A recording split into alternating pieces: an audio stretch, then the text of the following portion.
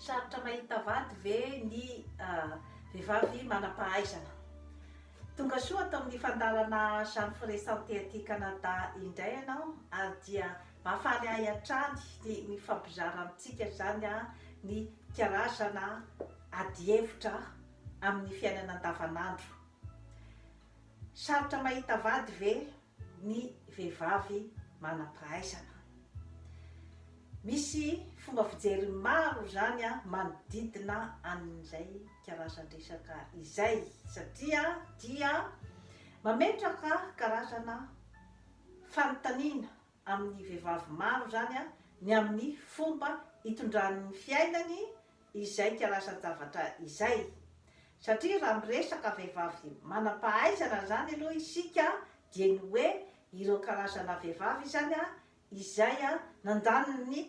fahatanorana zany teo amin'ny fikatsarana ny diplôma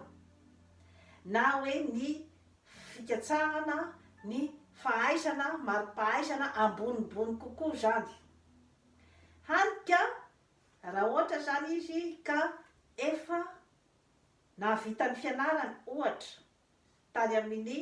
université vao zay vao mitady vady, mazava ho azy fa tsy harana intsony izy zany an'ilay karazana bika aman'endrika izay ataontsika hoe tanotanora kokoa, manitonitona kokoa ny maso anga raha oharina zany tamin'ny hoe mbola tamin'izy 20 taona. Eo zany mantsy no ipetrahan'ny karazana fanontaniana hoe raha ohatra izay zany no fandehan'ny resaka rehefa amin'ny fisafidianana ny lalana izay ale, nahoana moa zany no misy ny misafidy an'izay lalan'izay, nahoana kosa nefa zany no hoe misy ny misafidy ny anambady eo amin'ny taonan'ny 20 taona, zany hoe mbola tsy manana ny antom-pivelomany zany, mbola tsy manana ny ataontsika hoe karazana hoe famatorana ananan'ny vehivavy izay nahazo ny mari-pahaizana ambony, fa ilay tenenitsika zany hoe miakina tanteraka zany ny fiainany amin'ny vadiny. Inona zany no lesoka ao anatin'izay karazan-javatra rehetrarehetra izay. Mampametra-panontaniana zany moa ve ireo nandrato fianarana ambony tsy nisy naka vady tamin'izy 20 taona no nahatonga gasy zany aharitra hatramin'izay hoe fandratovana ny fianarana izay. Moa ve ireto manambady atao amin'ny 20 taonany dia tsy nanana an'ilay fikasana ny andeha andrato fianarana ambonimbony kokoa. Eo zany no ipetrahan'ny karazana discussion izay mipetraka matetika zany eo amin'ny fiarahamonina. Maromaro zany ireo karazam-behivavy izay hoe nahavita fianarana izy efa manana ny asany, ny fidiram-bolany izay tsaratsara kokoa raha oharina zany amin'ny sarababem-bahoaka. Maromaro zany ireo karazam-behivavy ireo no mitaraina fa tsy mahita ny anjarany eo amin'ny fanambadiana. Maro ireo zany no mitaraina fa toa mampihemotra ny lehilahy zany ny fananana ny mari-pahaizana ambony loatra. Inona zany no mety ho ambadika izay zavatra rehetrarehetra izay, satria rehefa manam-pahaizana ohatra zany ny vehivavy dia mazava ho azy fa ambonimbony kokoa zany ny fahafantarany zavatra sy ny fahatakarany ny zava-miseho zany amin'ny fiainana. Mazava ho azy fa ambonimbony kokoa zany ny falim-piainany ary tsy dia mila olona loatra izy zany ny amin'ny hoe hitondrany ny fiainany satria na ny vola misy efa afaka zany izy manana tsara ny ataontsika hoe fahaleovantenany ny indépendanceny zany tsy mila miakina zany amin'ny lehilahy zany eo amin'izay hoe resaka ara-materialy sy ara-bola izay. Maro dia maro nefa zany ny hoe olana mipetraka zany eo amin'ny ara-pitiavana amin'izay lafin'izay, ka mahatonga ny vehivavy sasany zany izay hoe toa nanenina ihany ny nandrato fianarana ambony loatra satria manjary eo amin'ny resaka fitiavana sy ny fanambadiana zany dia somary misy olana zany satria ny lehilahy izay mitovitovy taona koa zany amin'ny vehivavy amin'izay fotoana izay zany sy ny hoe mitovitovy ihany koa ny fidiram-bolany sy ny toeram-boninahitra ananany eo amin'ny fiarahamonina zany matetika efa manambady zany amin'io hoe fotoana io, ary matetika ihany koa zany ireo karazan-dehilahy reo matetika misafidy ny tanoranora kokoa, dia eo ihany koa zany ireo hoe karazana vavan'ny fiarahamonina zany ny amin'ny hoe toy ny vehivavy izay sady tsy tiany ambony ozy izy no tsy takatry ny malahelo, zany hoe lasa eo anelanelany zany ny fipetrak'ilay vehivavy zany amin'ny fijerin'ny fiarahamonina zany izay zavatra rehetrarehetra izay. Misy nefa ny ohatra izay mazava ary dia zava-misy amin'izao fotoana izao dia ny kaniny ramatoa Michelle Obama. Izy zany dia efa nahavita fianarana ambony tamin'ny resaka droit, efa manana ny situationny tamina orinasa goavana iray tao Chicago no nifankahita tamin'ny ramatoa Barack Obama izay stagiairany zany tao amin'ny orinasa nisy azy, dia tao zany izy roa no nifankahita ary dia nanorina tokantrano. Izay zao kana vehivavy manam-pahaizana iray mainty hoditra, ary dia tsy vitan'izay fa dia tafiditra soamatsara tao amin'ny Maison Blanche zany ireo couple ireo. Barack Obama nanjary président de la République an'i États-Unis, Michelle Obama nanjary première dame des États-Unis. Eo zany no endrika iray izay itenenako amintsika ny hoe tsy marina zato isan-jato ilay fitenenana fa sarotra mahita vady ny vehivavy be diplôma izany na manana mari-pahaizana ambony. Kanefa tsy azo ditsika tsy hita koa zany ireo izay hoe mitaraina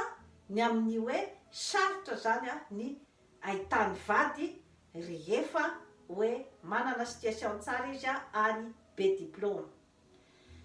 Ny fomba fijeriko zany no aposako eto indrindrandrindra zany hoe resaka tiako atefa zany amintsika tovovavy zany ny resaka izay apetrako eto. Raha ny fijeriko zany dia tsy tokony ho any amin'ilay fambonin'ny fahalalana, tsy tokony ho any amin'ny hoe fananana farim-piainana ambonimbony sy ny hoe fidiram-bola betsaka, tsy tokony ihany zany no asiana ny resaka nahatonga an'ilay fahasarotan'ny ny fahitana vady zany. Fa io efa nisy émission izay nalefako teto zany mikasika ny hoe atao ahoana ny maharaikim-pity ny lehilahy iray. dia ny hoe arakaraky ny zavatra izay tadiavin'ilay lehilahy zany izay no fipetrany. Fa tsy tokony zany ianao vehivavy hieritreritra hoe satria zaho antitra teo am-pitadiavana ny fahalalana, antitra teo am-pitadiavana ny diplôma, tsy tokony any zany no ametrahan'ny vehivavy iray ny hoe karazana culpabilité angamba zany. Fa tokony zany mijery bebe kokoa n'izay lafin'izay hoe raha ohatra ka tsy nety ny fifandraisanao tamin'ny olo-tianao zany, rehefa manana n'izay hoe statut-na vehivavy ambony fahaizan'izay ianao, tsy tokony any zany no ametrahanao azy, fa ny hoe tsy tao anatin'ny critère-ny tadiaviny zany ianao. Zay mantsy zany no betsaka mahadiso fanantenana zany ny karazam-behivavy amin'izay lafin'izay. Fa ny tenako manokana dia mandrisika anao vehivavy ny amin'ny hoe hanana ny fidiram-bolanao manokana ianao zany, indrindrandrindra mantsy zany amin'izao fotoana izay hoe efa mahasarotra ny fiainana zany, dia tsaratsara ianao zany manana ny indépendance financière anao, satria miteraka olana be dia be indrindrandrindra zany dia betsaka ny fironana any amin'ilay ataontsika hoe violence conjugale, na ilay hoe mpivady mifamisana ny tsy fahampian'ny vola ampiasaina ao an-tokantrano. Zay zavatra rehetrarehetra izay nefa dia ataontsika hoe ao anatin'ny choix matotra izay tokony horaisin'ny vehivavy iray zany, izay hoe karazana lalana alehan'izay, satria tokony anana ny karazana conviction zany ny vehivavy iray hoe tia andeha hianatra anovo fahalalana izay mampetipety ny saiko, izay no mampetipety ny fanahiko sy ny vatako sy ny fahasalamako, dia ny andeha anovo fahalalana. Ka rehefa tena manana n'izay conviction zay ianao fa ilainao zany zay zavatra zay dia mandehana mianatra asa sina karazana hoe aiai zany ny amin'izay hoe sao de tsy mahita vady, sao de satria ny vady koa mantsy zany entre parenthèse dia misy dirany betsaka ihany koa zany ny atao hoe vitana sy anjara ao anatin'io. Tsy manda zany ny hoe resaka choix, ary manana choix bebe kokoa ny vehivavy izay manana indépendance financière, manana choix bebe kokoa izy ny isafidy zany ny lehilahy amakivaky aminy, hiara-makivaky amin'ny fiainana, raha oharina amin'ny hoe vehivavy tovovavy 20 taona ohatra. Satria raha ohatra zao ianao zany mbola tsy manana zavatra firy zany ianao indépendance financière, fa tsy maintsy miankina amin'ny vadinao, dia eo zany izay ataontsika hoe somary limité ihany zany ny choix amin'izay fotoana izay. Ary indrindrandrindra zany ao Madagasikara tovovavy dia tsaratsara ihany ny hoe mianatra misy fidiram-bola. Kanefa moa raha ohatra ianao ka hoe ao anatin'ny fandreseni-dahatra ny conviction-nao koa ny hoe tiako ty olo tia akavady ahy izy amin'izao fotoana zao, amin'izao 20 taona izao, tia mila fahamatorana goavan'izay, zany hoe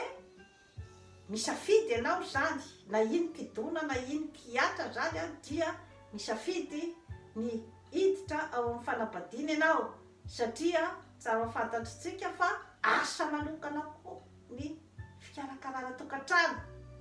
Mila fantatritsika zany zavatra rehetrarehetra izany, mila fantatry ny lehilahy zany hoe asa manokana io, emploi du temps manokana mihitsy ny fikarakarana fikarakarana ny ankizy, ny fikarakarana ny tokantrano, ny fikarakarana ny vady, ary mila ihany koa zany ianao raha tovovavy raha vehivavy ny hoe mba maka karazana information maro zany momba ny fikarakarana ny tokantrano, satria tsy mora io. Ka raha ohatra ka tena ao anatin'ny conviction anao mihitsy zany ny hoe na ino kidona na ino kiatra dia idirako ty, satria ao amin'izany hoe faharoapolo taona izany koa ao no hoe ataontsika hoe zany hoe anatin'ny faratapon'ny hatsaram-bika sy ny hatsaran-tarehy zany ny vehivavy iray. Ka hoe raha ohatra ka tena ao anatin'ny eritreritra ao mihitsy zany fa hoe tsy te irate an'ity fotoana ity zany aho amin'ny fiainako zany, hoe misy makavady aho amin'izao fotoana izao dia mieritreritra ianao zany ny hoe ikarakara tsara zany anao zay afakinao rehetra amin'ny fikarakarana ny tokantrano dia efa soa anankiray koa zay. Kanefa tadidio nefa ny hoe mety ho fisamboaravoaran'ny fiainana zany aoriana, satria raha ohatra ka miakatra ny fotoana zany miakatrakatra koa ny taonanao dia efa mitsakitsana zany ny ilay bika aman'endrika nanananao tamin'ny anao 20 taona. Mety fofofo ny rivotra ny fakapanahy ao amin'ny tokantrano, satria raha ohatra zany rangahy mitoditodika zany any amin'ny tanora indray zany, kanefa ianao zany hoe tsy nisy ato hafa nidirana tao amin'ilay tokantrano, dia amin'izay fotoana izay ianao zany rehefa miakatrakatra ny taona eo amin'ny 70-80 taona dia matetika eo zany no mametram-panontaniana ny vehivavy ary dia betsaka zany ny nanenina hoe toy izay ihany aho nianatra mba nanana ny indépendance financièreko fa tsy ho ampifilafilain'olona ohatr'izao. Ary indraindray raha moa zany dia tsy manana choix ianao rehefa hoe tian'ilay vadinao hosoloana olona hafa zany, satria choix daholo zay zafatr'izay amin'ny fiaina, tsisy ninona azonao ataony amin'ny momban'izay. Raha ohatra ka izay zany ny choix-ny dia matetika zany ilay vehivavy dia tsy manana ninninona no mivoaka ny tokantrano, satria ny fiainan'ny ray manontolo zany efa natokany ho an'ny vady aman-janany sy ny tokantranony. Ary ny zavatra mampalahelo ao Madagasikara dia ny hoe efa misy hatrany amin'ny hoe karazana risoriso zany atao any amin'ny tribunaly mba tsy hanomezana zany pension alimentaire an'ilay ramatoa. De matetika zany ilay ramatoa tena hoe tsy manana ninninona mihitsy zany no hoe mivoaka ny tokantrano. Entokam-pieritreretana atsika rehetra mantsy, atsika vehivavy izany karazan-javatra rehetra izany ny amin'ny hoe ataonao aiza zany ny andefasanao ny safidinao amin'ny fiainana, satria izay tableau anankiroa izay aloha zany no asehoko atsika rehetra. Raha ohatra mantsy hoe aty amin'ny tany mandroso ohatra efa enjana ny azy zany ny resaka lalàna, izany hoe tena hoe tsy misy afaka zany hoe mandika an'io lalàna io, na reny millionnaire sy milliardaire reny dia tsy afaka hividy ny lalàna amin'izany karazan-javatra izany. Ka matetika moa ny azy izany raha nisy vehivavy tsara tarehy, tsara bika 20 taona nanambady mpanefoefo ohatra ka efa tsy tiany hovadiana intsony fa nahita olona hafa izy dia misy izany ny pension alimentaire izay mifanahtsahana zany amin'ny karaman'ilay fidiram-bolan'ilay mpanefoefo ohatra, dia amin'izay dia misy sécurité kokoa zany ilay vehivavy.